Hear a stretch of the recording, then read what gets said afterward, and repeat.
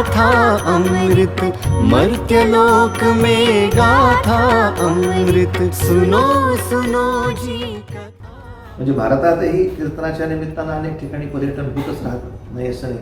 अनेक गुरुकुलं पाडली जातात, क्षेत्र पाडली जातात. पण एकाच ठिकाणी तत्वज्ञानाचं गुरुकुल, त्याच्याबरोबरीनं कलांचं गुरुकुल, त्याच्याच बरोबरीनं ऐहिकातल्याही सगळ्या गोष्टीच्या समस्यांचं निराकरण करणारं गुरुकुल, असं हे भागवत सृष्टीमध्ये एका नवीन सृष्टीमध्ये आपण प्रवेश करणार आणि तिथून बाहेर पडताना आपण नक्की एवढे समर्थ होणार की आपण बाहेरची सृष्टी तशीच भागवतमय करणार.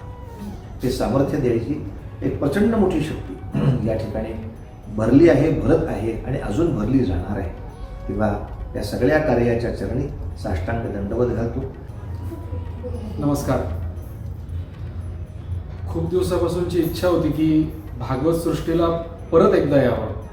भागवत सृष्टीची नुकतीच सुरुवात होती. आत्मजाताई काहीतरी करत होत्या आणि संजय गुरुजी त्यांना सांगत होते की अरे हात असा कर तसा कर. त्यावेळेस एकदा भेट देण्याचा योग आला होता.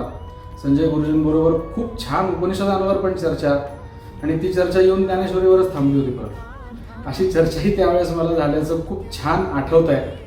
पण आज परत एकदा आपले बुवांबरोबर त्यांच्या निमित्ताने इथे येण्याचा योग आला आणि ती जी काही पूर्वी चर्चा झाली होती ती चर्चा आज साकार बघण्याचा योग नाही म्हणणार मी, भाग्य म्हणेन.